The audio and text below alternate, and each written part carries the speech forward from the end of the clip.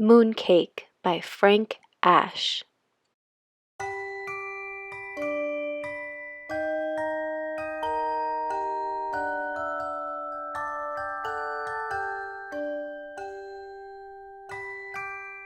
One summer night, Bear and his friend Little Bird sat down to watch the moon.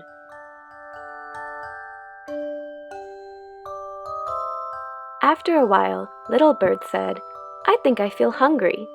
"Me too," replied Bear, "and you know what I wish? I wish I could just jump up and take a bite out of the moon." How delicious would that be?" "How do you know?" chirped Little Bird. "Maybe the moon doesn't taste good at all. Maybe it tastes terrible." Bear thought for a moment.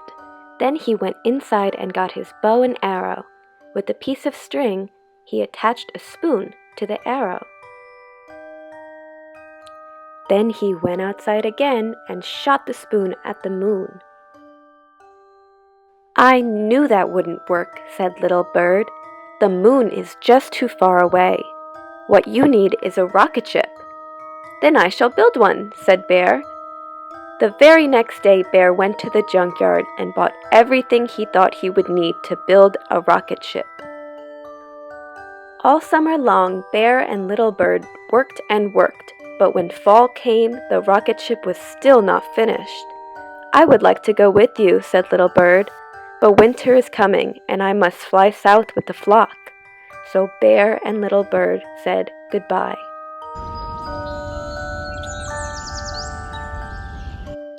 When it began to get cold and the leaves fell off the trees, Bear got sleepy. But instead of climbing into bed and sleeping right through the winter, he kept right on working. He worked and worked until the rocket ship was finished. Then he climbed inside and began the countdown.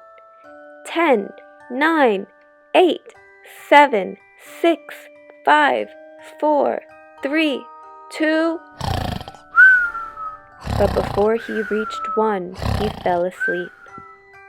He slept and slept and slept until one night the wind knocked over his rocket ship.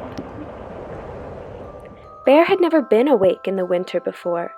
When he opened his eyes and saw all the snow, he thought he was on the moon. He climbed out of his rocket ship, scooped up some snow, and made a little mooncake. Then he tasted it. It tasted like something he had tasted before, but he wasn't quite sure what it was. While he thought about that, he decided to go for a walk. He didn't want to go too far because he was afraid that he would get lost. So he just walked in a big circle. After a while, he came upon his own paw prints in the snow.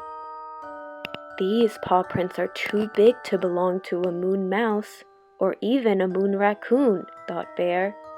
"Maybe they were made by a moon bear. Or perhaps," he shuddered, "a terrible moon monster."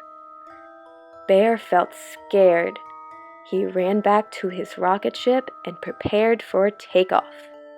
Again he began the countdown. 10, 9, 8, 7, 6, 5, 4... And again he fell asleep. This time he slept until spring. One day his friend Little Bird returned and woke him up. "How is everything down south?" asked Bear. "Just fine," said Little Bird. "Did you go to the moon?" asked Little Bird. "I sure did," said Bear. "And how did the moon taste?" asked Little Bird. "Was it terrible?" "No," replied Bear. "It was delicious." The end. Thanks for listening.